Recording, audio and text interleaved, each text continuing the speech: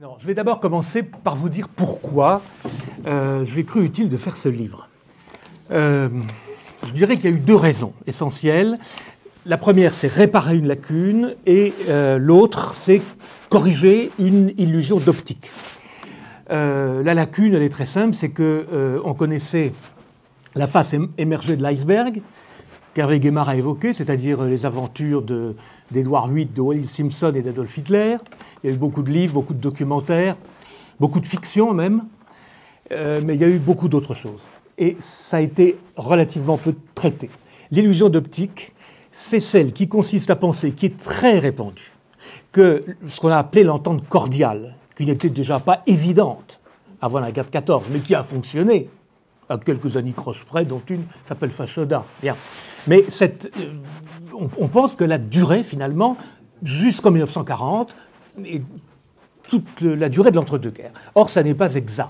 En réalité, l'entente cordiale n'a pas fonctionné. On n'en parlait d'ailleurs plus entre les deux guerres. Et la norme, c'était beaucoup plus du côté d'Édouard VIII que du côté de Churchill, et Churchill a vraiment été, lui, l'exception et l'anomalie pour notre plus grand bonheur, comme Hervé l'a rappelé.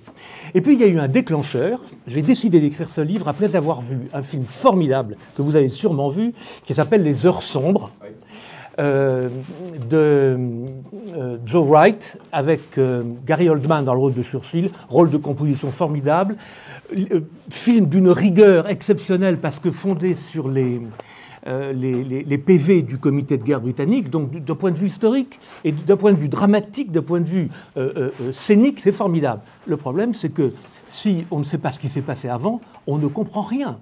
Je veux dire que pourquoi est-ce que les choses ont tellement été sur le fil pendant ces 3 semaines décisives de mai-juin 40, si on ne sait pas ce qui s'est passé dans les 20 années précédentes, on ne le comprend pas, et j'ai donc essayé de le faire, et donc de dégager ce qui avait été un peu les lignes de force de cette entre-deux-guerres entre l'Allemagne et la Grande-Bretagne. Quels sont donc les facteurs qui ont joué en faveur de ce rapprochement improbable qui a failli vraiment déboucher sur une catastrophe en 1940 ? Il y a des raisons purement britanniques, des facteurs purement britanniques. Il y a un facteur commun aux deux peuples, allemand et anglais, et puis il y a un facteur purement allemand.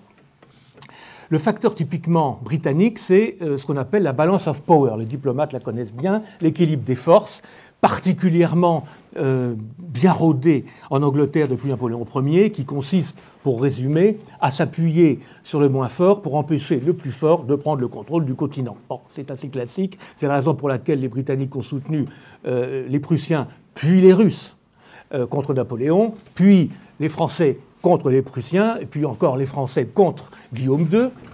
Et tout ça était évidemment, ça fait partie des choses typiquement britanniques et typiquement classiques. Le facteur commun aux deux peuples, c'est, pour résumer, je dirais le racisme, et plus exactement le racialisme, c'est-à-dire la notion d'une supériorité raciale qui oblige ceux qui ont le pouvoir à l'exercer sur les autres. L'Angleterre est baignée plus encore que le pangermanisme, pas besoin de vous faire de dessin sur les ressorts racialistes du pangermanisme. Mais les Anglais, eux, c'est tout à fait, enfin, c'est voisins, sans être identiques, c'est la doctrine de Spencer, n'est-ce pas, qui est un disciple de Darwin, et qui explique que la vocation de la Grande-Bretagne est de commander les peuples, entre guillemets, sous-développés. Tout ça existait avant la guerre de 1914, mais c'était latent. Et ça ne pouvait pas déboucher sur quelque chose de concret, car ils étaient contradictoires. La balance of power, elle poussait l'Angleterre à soutenir la France contre l'Empire allemand, contre le Deuxième Reich, et le racialisme qui leur était commun ne pouvait pas fonctionner à cause de cela. Et donc il a fallu un révélateur, il a fallu, comme on dit, un précipité en chimie, et ce précipité, c'est Adolf Hitler, et c'est le national-socialisme. Alors, commençons par ce qui a constitué la balance of power en faveur de l'Allemagne après la guerre de 1918. Elle s'exprime très tôt, très tôt. Vous savez que les Américains refusent de ratifier le traité de Versailles, ils ne le ratifient pas, et 48 heures plus tard, Lloyd George, qui confie à Clemenceau qu'on allait faire craquer l'Allemagne jusqu'au pépin, n'est-ce pas, 48 heures après que le Congrès américain ne ratifie pas Versailles, explique qu'on ne va décidément pas pouvoir garantir la rive gauche du Rhin, qui était quand même la colonne vertébrale du traité de Versailles. Et donc là, les Anglais commencent à avoir une politique, pas seulement de neutralité, mais très pro-allemande, très en faveur de la République de Weimar. Et tout va s'enchaîner très vite. Je vous rappelle qu'en 1923, Poincaré occupe la Ruhr pour que les Allemands payent les réparations qu'ils refusaient de payer, et qui les pousse d'ailleurs à ne pas les payer, ce sont les Britanniques et les Américains. Et notamment quelqu'un qu'on va retrouver qui a une importance extrême dans ces années-là, et plus encore dans les années 30, c'est le gouverneur de la Banque de Grande-Bretagne qui s'appelle Montagu Norman. Montagu Norman est un ami intime de quelqu'un dont le nom va vous dire quelque chose, c'est Hjalmar Schacht, qui sera le ministre des Finances d'Hitler et qui est à l'époque le patron de la Reichsbank. Et ensemble, ils vont spiler contre le franc, ils vont jouer contre le franc pour obliger Poincaré à évacuer la Ruhr. Il y a plus positif comme amitié. Et tout ça dans une atmosphère de francophobie qu'on imagine assez mal aujourd'hui. Par exemple, Wells, le romancier, maître de la science-fiction, qui a écrit La guerre des mondes, qui a écrit Le voyage dans le temps, etc., Wells écrit toutes les semaines un éditorial dans le Times, dans les années 1926-1927, pour expliquer que le réarmement de la France est une catastrophe, qu'il faut empêcher les Français d'avoir une flotte sous-marine, parce qu'ils vont recréer le blocus continental comme du temps de Napoléon. Vous avez, j'ai relevé ça, entre autres, je vous donne beaucoup d'exemples, mais celui-là est tout à fait incroyable, Edmund Blunden, qu'on connaît beaucoup moins maintenant, mais qui était un poète britannique très célèbre à l'époque, rescapé des batailles de la Somme et de l'Artois, un petit peu, pour le définir, je dirais le Dorgelès britannique, écrit « Je ne me battrai plus contre personne, sauf contre les Français ». Voilà. Ça c'est la balance of power telle qu'elle s'exprime dans les années 1920 et jusqu'en 1935, Hitler est au pouvoir depuis 2 ans, par le traité naval anglo-allemand, qui est négocié de façon absolument clandestine, au point que Pierre Laval, qui n'est pas encore ce qu'il est devenu, qui a encore une politique relativement assez raisonnable à l'époque, Laval l'apprend par la presse. Il est à la fois président du Conseil et ministre des Affaires étrangères. Et il apprend par la presse. Alors les Britanniques lui avaient bien dit qu'il y avait des concertations, mais absolument pas. Il n'avait pas prévenu sur l'imminence d'un traité naval. Bon. Et ça, 1935. Et puis, une pression constante des milieux financiers, à la fois britanniques mais aussi américains, pour que les Allemands ne payent plus les réparations, et ça va se terminer par le plan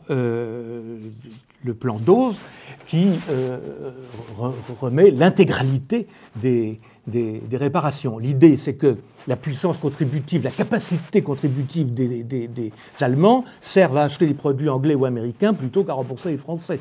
Hein, bon, ça c'est assez clair. Donc on le voit, cette balance of power n'a rien d'idéologique, absolument rien. C'est vraiment de la réelle politique au sens propre du terme.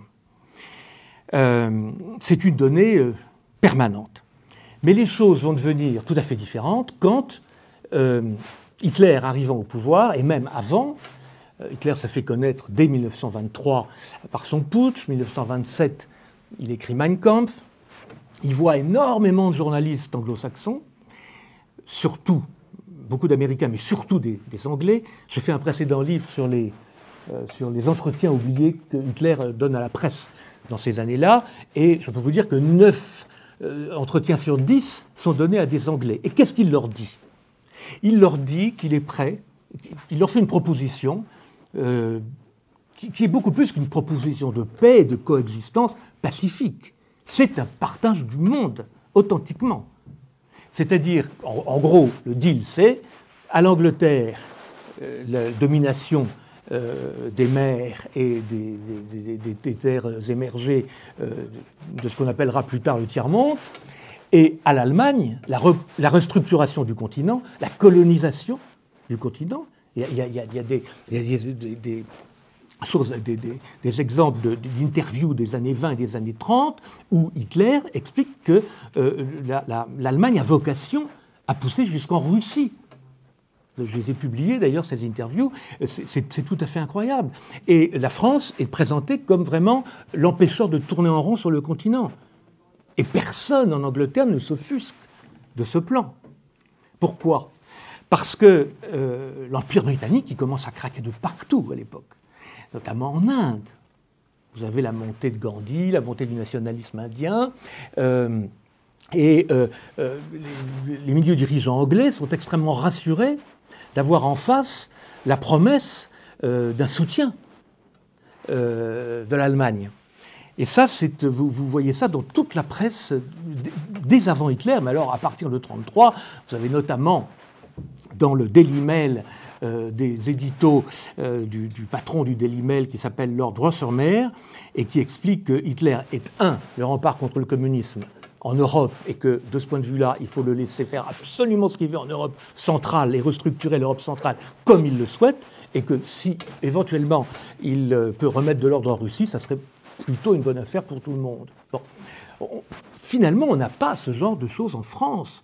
Vous avez très peu de prises de position comme ça en France. Un peu l'Action française, un peu la presse d'extrême droite, mais assez minoritaire. Ça n'est pas des prises de position que vous avez dans une presse marquée à l'extrême droite. C'est dans une presse plutôt pacifiste. Le Daily Mail, c'est lu plutôt par les trade unions. Le Daily Mirror, un peu plus à droite, c'est le même propriétaire. Hein, mais voilà, il y en a un qui est plutôt à droite, l'autre plutôt à gauche, centre-gauche. Mais ça ne choque personne. Et cette admiration d'Hitler pour la Grande-Bretagne, c'est vraiment un facteur très important et qui évidemment va droit au cœur de ses interlocuteurs. Cette admiration, elle remonte très loin. Alors il y a une petite querelle historiographique, qui n'est pas une querelle mais qui est intéressante, peut-être anecdotique. En 2006, un livre est paru en Grande-Bretagne d'un journaliste réputé du Times qui s'appelle Gardner, et qui a découvert des documents tout à fait stupéfiants et qui démontrent qu'Hitler aurait séjourné en Angleterre 6 mois en 1913, avant la guerre de 14. Donc. Il était censément à Vienne, dans un asile de nuit.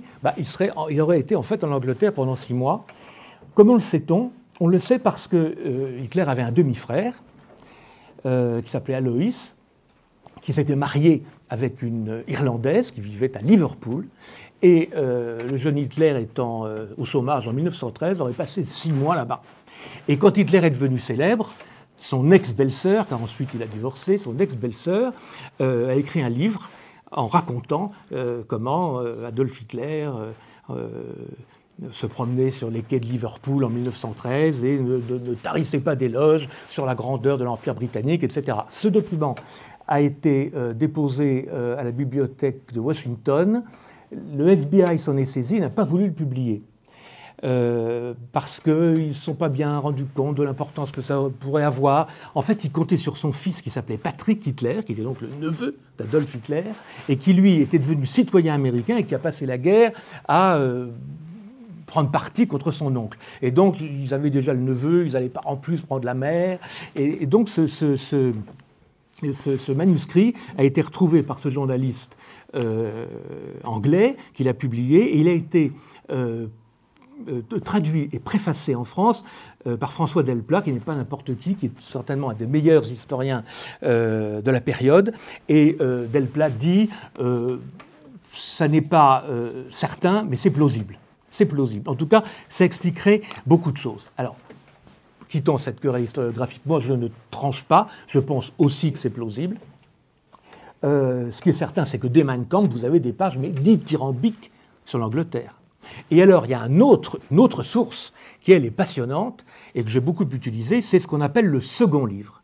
Qu'est-ce que le second livre ? Le second livre, c'était la suite de Mein Kampf qui aurait dû être publiée en 1927-1928 et qui était consacrée uniquement à la politique étrangère. Mein Kampf, c'était la doctrine raciste, antisémite, tout ce qu'on connaît, mais finalement, il y avait peu de domaines, enfin d'aspects relatifs à la politique étrangère. Le second livre en est truffé. Et il ne sera pas publié finalement, pour des raisons qu'on ignore. Je crois que Rosenberg, qui était le grand doctrinaire du Troisième Reich, a dissuadé Hitler de le faire parce qu'il trouvait qu'il allait trop loin, qu'il ne fallait pas dévoiler sa pensée, etc. Bref, ça n'a pas été publié et il ne sera publié qu'en 1960. Mais c'est une formidable mine, formidable mine. Et là, qu'est-ce que dit Hitler ? Ce qu'il disait à tous les journalistes qu'il rencontrait, britanniques, à tous les hommes politiques qu'il rencontrait, qu'il se séparait de ce qui avait été la politique de Guillaume II. Il disait même que la guerre, le premier conflit mondial était la faute de l'Allemagne et la faute de Guillaume II, parce qu'il avait voulu concurrencer la puissance britannique. Et que donc, si on voulait la paix dans le monde, il fallait laisser la Grande-Bretagne dominer les mers et il fallait laisser l'Allemagne dominer le continent. Ça va très loin. On imagine Hitler dire que l'Allemagne avait tort en 1914. Il l'a écrit et il l'a dit. Donc ça, vous imaginez la classe politique britannique. Elle est complètement subjuguée par ça. Complètement subjuguée. Et puis vous avez les propos de table. Alors ça, vous savez que Bormann notait tout ce que disait Hitler. Ça a été publié en 1950 et quelques avec une préface de Jean-François Poncet, André, le père, et retraduit par François Delplat avec un très bel appareil critique dans les années 2010 ou 2012. Et là, alors, c'est tout à fait incroyable. Jusqu'en 1943-1944, Hitler croit encore à la possibilité de voir Churchill évacué, d'une paix séparée, du fait que l'Angleterre soit aux côtés de l'Allemagne contre la Russie, et même cette chose absolument délirante, mais qui montre bien jusqu'où allait son admiration, il dit, et après ça, quand on aura vaincu les bolcheviks, eh bien, on se retournera contre l'Amérique et on rendra l'Amérique aux Anglais qui en ont été chassés en 1776. C'est tout à fait extraordinaire. Bon. Alors vous imaginez ce que les ténors de la politique britannique pouvaient penser quand ils entendaient ça, parce que c'est ce qu'il leur disait. Et je pense que c'est certainement l'un des seuls domaines où il ne mentait pas, parce qu'il a menti toute sa vie, notamment en politique étrangère, en promettant qu'il n'irait jamais plus loin, et en allant toujours plus loin que ce qu'il avait dit qu'il ne ferait pas. Mais là, je pense que c'était réellement sincère. Réellement sincère. Et donc, toute la classe politique britannique est subjuguée par ça. Et quand je dis toute, je pèse mes mots, car je serais bien en peine de vous citer, à part Churchill, on va revenir longuement sur Churchill, à part Churchill, quelqu'un qui ait tiré la sonnette d'alarme contre le Troisième Reich à partir de 1933. Pas un. Si, il y en a un. Il y en a un, c'est Eric Phipps, que personne ne connaît. Si vous le connaissez, bravo. C'était l'ambassadeur de Grande-Bretagne à Berlin, et qui lui aussi tirait la sonnette d'alarme, et qui était bien seul, et ses rapports terminaient à la corbeille à papier. Et d'ailleurs, il a été rappelé à la demande d'Hitler, qui a demandé à Halifax, ministre des Affaires étrangères de Chamberlain, de le rappeler, parce que c'était insupportable d'avoir ce type qui ne croyait pas dans les promesses du Führer. Donc on ne trouve absolument personne qui s'oppose à cette stratégie hitlérienne. Aussi bien ceux qu'on a appelés les apaiseurs, que ceux qui vont très loin dans la collaboration avec l'Allemagne nazie. Alors là, je voudrais faire une parenthèse, il ne faut pas confondre, enfin une incise plutôt, on aurait tort de confondre ceux qui étaient pour l'apaisement, en gros les Munichois, et les pro-hitlériens. Il y a dans les Munichois, comme en France d'ailleurs, des gens naïfs, mais raisonnables, qui pensent qu'il faut gagner du temps, etc. Alors, a posteriori, on peut juger évidemment ça naïf, mais il n'y a pas chez eux de fascination pour l'Allemagne. Il faut gagner du temps, et on gagne du temps en faisant des concessions. Entre parenthèses, on fait les concessions sur le dos de la France. C'est jamais l'Angleterre qui fait des concessions. C'est-à-dire qu'on admet que la rive gauche du Rhin soit remilitarisée en mars 1936, on admet l'Anschluss, on admet que le nord de la Tchécoslovaquie lui soit livré.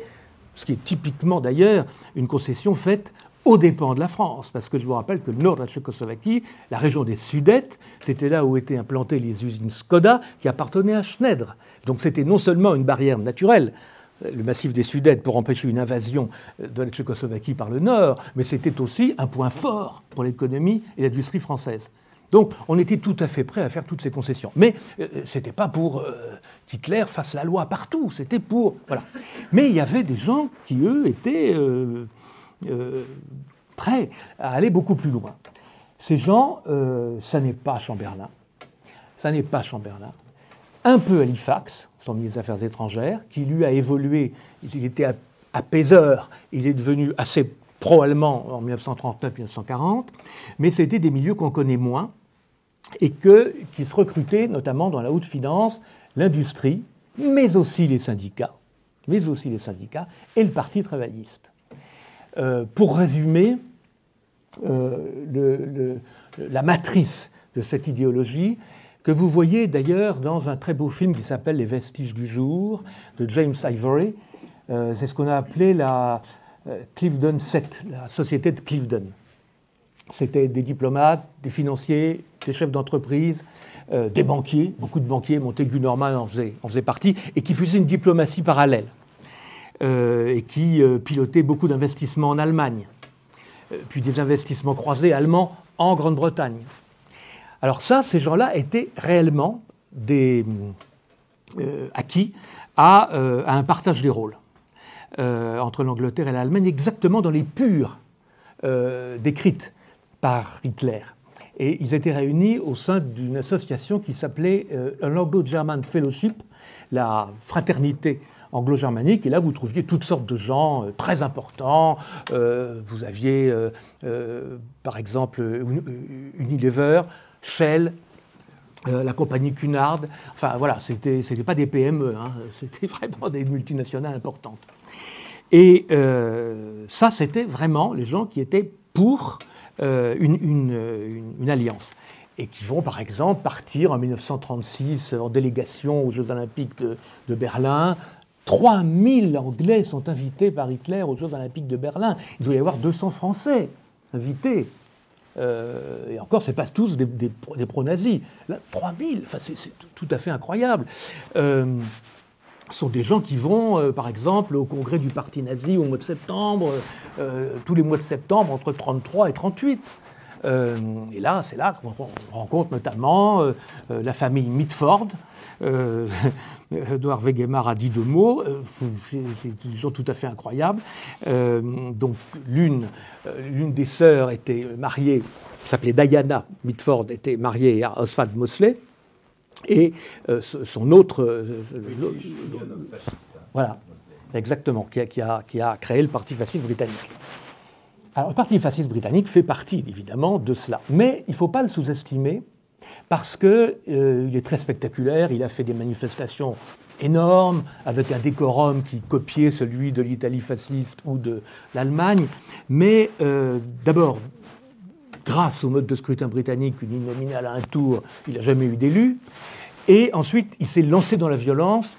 Ils attaquaient des réunions du Parti communiste, très petit le Parti communiste anglais, hein, ce n'est pas du tout une force importante. Mais enfin, il y a eu des morts. Et ça les a assez discrédités.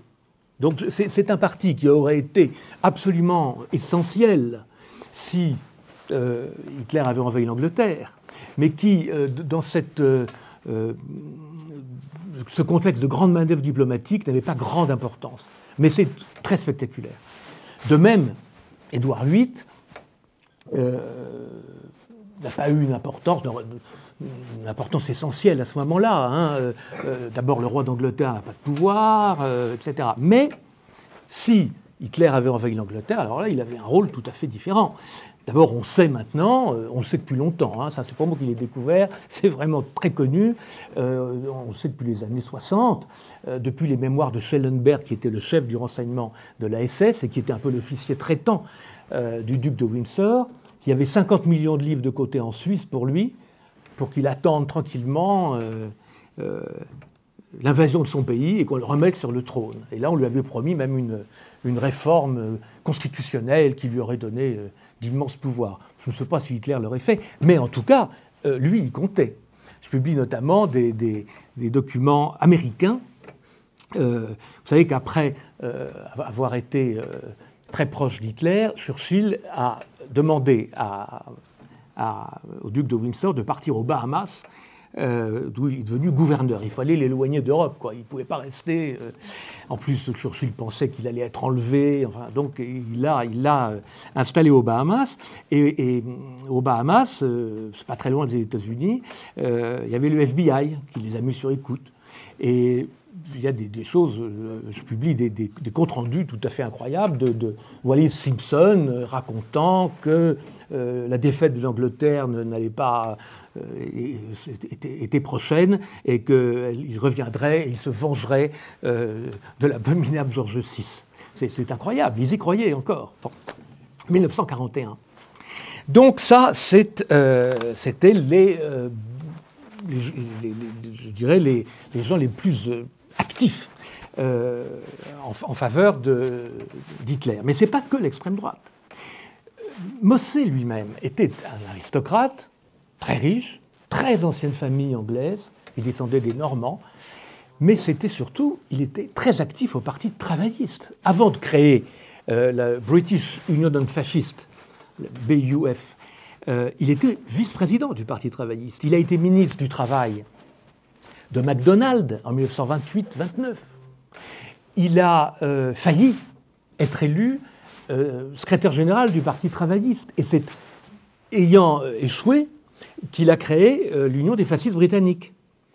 Vous avez des syndicalistes. Il y en a un tout à fait extraordinaire qui avait été très proche avant la guerre des suffragettes. Il y avait très peu d'hommes qui soutenaient les suffragettes. Eh bien, George Lansbury soutenait les suffragettes avant la guerre et il était devenu vraiment leur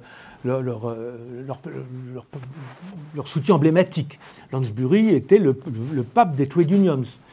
C'est un vieux monsieur déjà en 1937 et il part à Berlin rencontrer Hitler qu'il reçoit pendant plus d'1 heure à la chancellerie et quand il revient, il convoque une conférence de presse et il explique qu'il a rencontré certainement le chrétien le plus sincère qui existe en Europe à ce moment-là et qu'il fallait lui faire confiance parce qu'il fallait passer par ces conditions pour que la paix soit durable.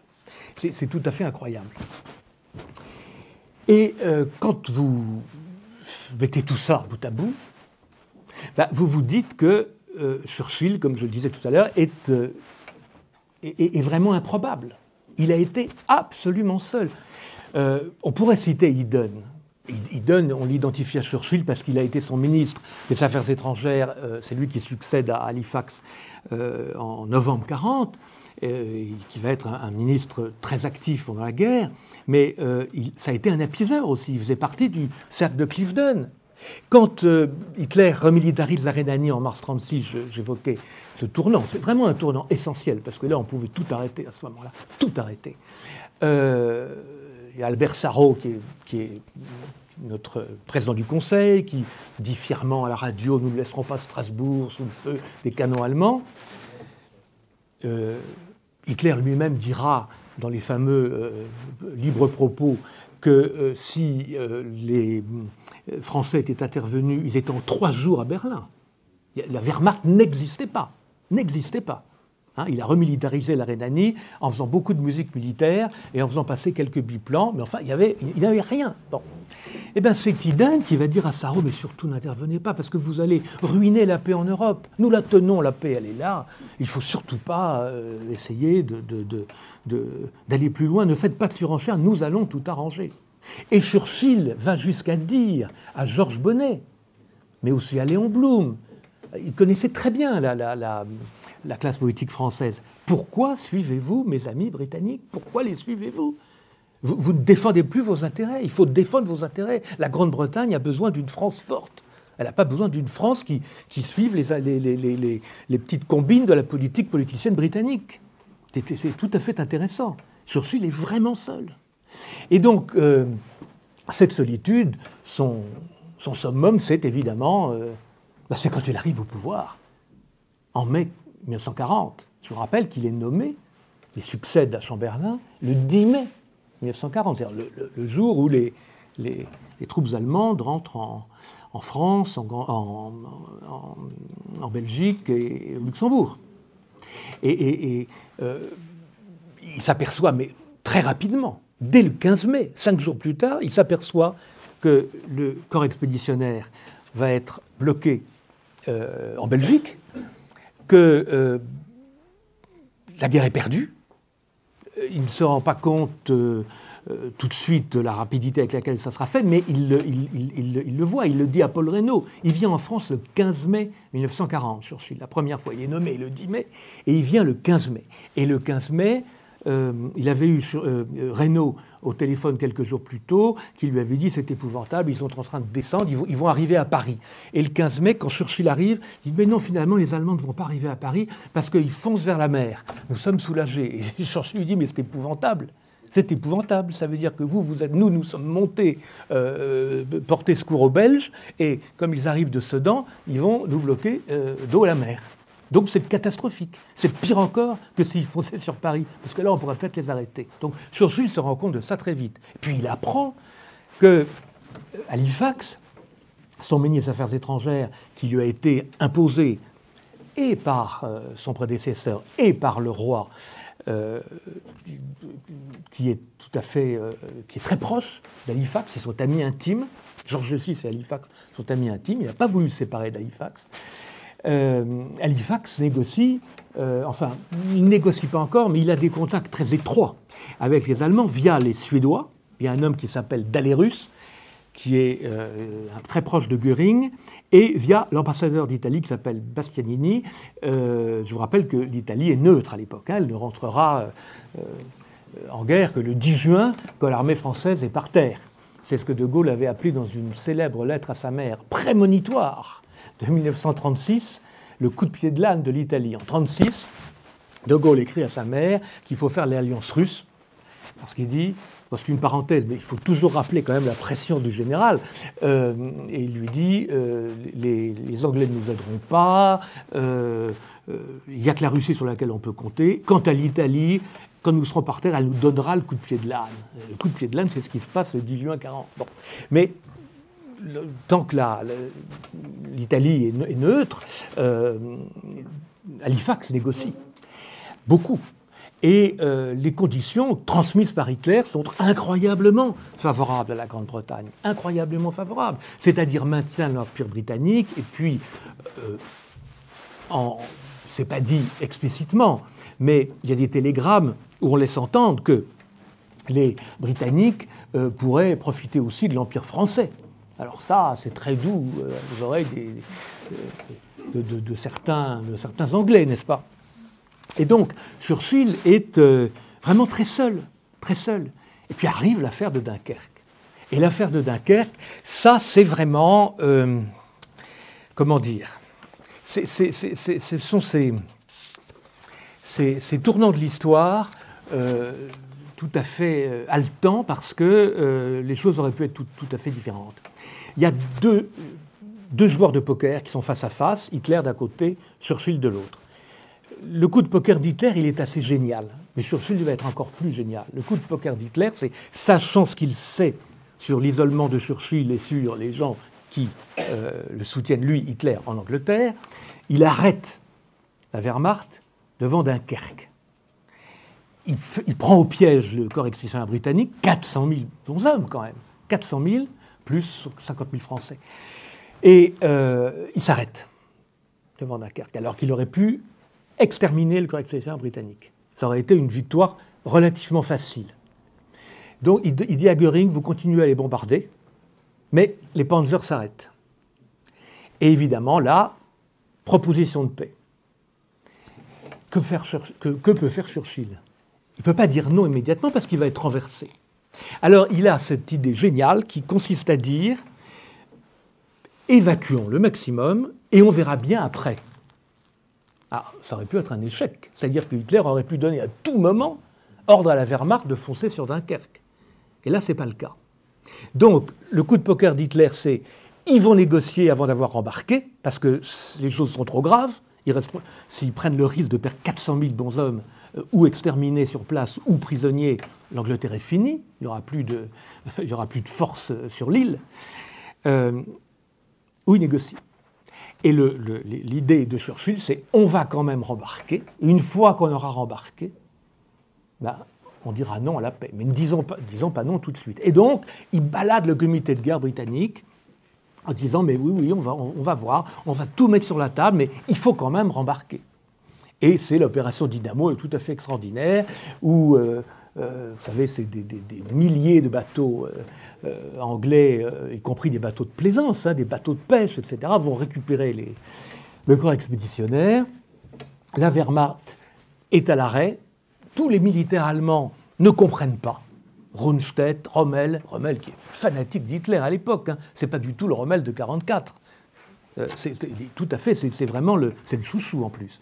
Il ne comprend pas. Dans ses carnets, il dit « mais pourquoi on nous arrête ?» Et Göring bombarde, il y a beaucoup de morts, mais enfin, l'opération se passe très bien. Et c'est un triomphe politique pour Churchill, parce que voir revenir ces gens qui étaient promis à la mort, ça donne un coup de fouet au moral tout à fait extraordinaire. Et là, les apiaiseurs perdent énormément d'influence. Les choses ne vont pas être réglées. Les choses ne seront réglées qu'après Hersel-Kébir. Mais là, c'est tout de même un tournant essentiel. Et là, Churchill gagne son pari. Et puis il fait une chose aussi très habile, qui est tout à fait dans son tempérament. Alors là, c'est pas du poker, c'est vraiment de joueur d'échecs. Il fait jeter en prison à peu près 2000 membres de l'Anglo-German Fellowship, de fraternité franco-germanique dont je vous parlais, et de la BUF de Mosley, y compris Mosley et sa femme. Alors, comme la femme de Mosley est une vague cousine de Lady Clementine, la femme de Churchill, ils sont bien traités, ils sont dans une résidence surveillée, dans 3 pièces, avec des gens qui viennent leur porter de bons repas, n'est-ce pas? Mais enfin, ils vont quand même passer 3 ans en prison, ces gens-là. Et l'idée de Churchill, et là on le sait maintenant, c'est de faire peur à Halifax. C'est-à-dire de lui montrer que les gens qui négocient avec l'Allemagne sont passibles de haute trahison. Et lorsque Hitler fait ses propositions de paix le 5 juillet 1940 au Reichstag, l'extrême habileté de Churchill va consister à lui faire non pas à lui répondre lui-même, mais à répondre à Halifax avec cette phrase extraordinaire « C'est vous qui êtes en contact avec lui ». Et là, Halifax comprend très très bien ce qui se passe et va d'ailleurs bafouiller lamentablement et va lui dire « Non, en fait, nous continuons la guerre ». Voilà. Alors ça a été vraiment la fin du premier acte. Ça ne veut pas dire qu'à partir de ce moment-là, l'affaire est dans le sac pour l'Angleterre, pas du tout, puisqu'il y aura la guerre sous-marine qui va porter un coup très dur à l'approvisionnement anglais, etc. Mais enfin, le plus dur est passé pour Churchill. Alors, Flaubert disait, je crois, l'imbécilité c'est de conclure. Donc je vais essayer de ne pas être trop bête et de ne pas conclure de manière de refaire l'histoire, parce que c'est toujours mauvais de dire voilà ce qui se serait passé si, etc. Mais on peut quand même faire un tout petit peu d'histoire-fiction. Il est évident que si l'Angleterre était sortie de la guerre en 1940, le sort du monde aurait été tout à fait différent, puisque d'abord les Américains n'auraient pas eu de base de départ pour reconquérir l'Europe. Les élections américaines qui étaient en cours, je vous rappelle que Roosevelt se présentait pour son 3e mandat en novembre 1940, auraient certainement renforcé le côté isolationniste, et il n'aurait peut-être pas été réélu, et même réélu, il ne se serait pas lancé dans une politique agressive vis-à-vis de l'Allemagne, puisque les Anglais, qui étaient ses principaux alliés, seraient sortis de la guerre. Bon. Donc tout ça devenait différent, et l'URSS aurait été seul face à Hitler. Bon. Tout ça, arrêtons là avec l'histoire-fiction, mais c'est pour bien montrer l'importance cruciale de ces années-là. Eh bien, pour conclure, je voudrais vous parler d'un livre que personne n'a lu, et c'est dommage, parce qu'il y a dans ce livre, qui est paru en 2010 sous la direction de Maurice Weiss, qui s'appelle « Défaite française, victoire allemande sous l'œil des historiens étrangers ». C'est un livre qui est assez inégal, mais il y a 10 pages absolument formidables d'un historien que vous connaissez bien ici, qui est Julian Jackson, qui est l'un des meilleurs biographes du général, et qui fait chaud au cœur pour nous Français, qui avons l'habitude de nous flétrir, et d'être un peu, d'avoir une espèce de fatalisme rétrospectif qui consiste à dire on a été battu, puis il y a eu Vichy, et voilà, Vichy c'était la conséquence de la défaite. Oui, bien sûr, c'est la conséquence de la défaite. Mais Julian Jackson a des mots tout à fait intéressants.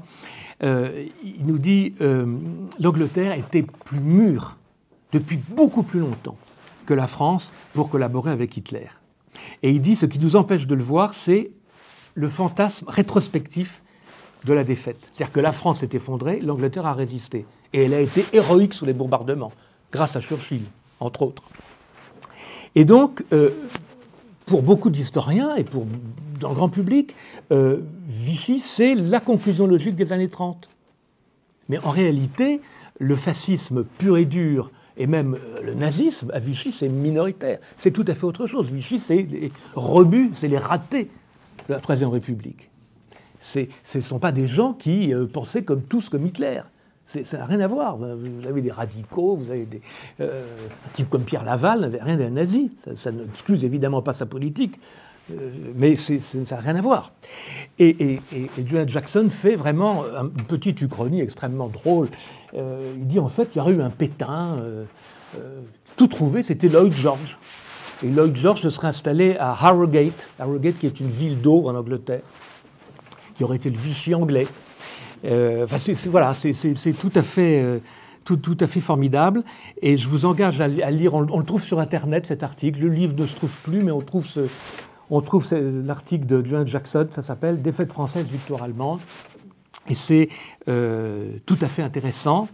Et voilà, moi j'ai essayé d'illustrer tout ça avec des documents un petit peu nouveaux, même très nouveaux pour certains, puisque les Britanniques comme les Allemands ont une politique d'archives dont nous devrions nous inspirer. Ils mettent beaucoup de choses en ligne, c'est même pas la peine de se déplacer. Vous justifiez le fait que vous faites des recherches et ils vous transmettent des documents gratuitement en plus. C'est tout à fait extraordinaire. Ça n'existe pas en France, ça. Et les Américains et les Anglais ont une politique formidable pour les chercheurs. Et notamment, je suis tombé sur les écoutes d'Edward VIII, faites par la Special Branch de Scotland Yard à la demande de son père George V. Car George V ne comprenait pas où partait la liste civile de son fils, prince de Galles, qui dépensait en 6 mois ce qu'on lui donnait pour 1 an, il ne comprenait pas. Et donc, il a convoqué le Premier ministre, Baldwin, et il lui a dit, voilà, je vous autorise, je vous demande, je ne peux pas vous demander, mais si vous me demandiez, je vous autoriserai à le mettre sur écoute. Et on a les écoutes, c'était tout à fait incroyable, tout à fait incroyable. Alors, la petite parenthèse, on a encore 5 minutes. Wallis Simpson était incontestablement un agent allemand, incontestablement. Elle a été la maîtresse de Ribbentrop. Avant ça, elle a été la maîtresse de Ciano quand il était consul d'Italie à Shanghai. Donc c'était évidemment un agent. Édouard VIII était un imbécile. Je me réfugie derrière une autorité pour le dire. Si vous avez vu la très belle série The Crown, il y a un personnage qu'on voit qui a été le secrétaire de George V. Le secrétaire d'Édouard VIII, quelques mois, il en a démissionné parce qu'il ne supportait pas la manière dont il gouvernait. Et il est devenu ensuite le secrétaire de George VI et il a guidé les premiers pas d'Élisabeth II. C'est Alan Tommy Lassell. Alan Tommy Lassell, j'ai découvert qu'il avait écrit des mémoires. Je l'ignorais.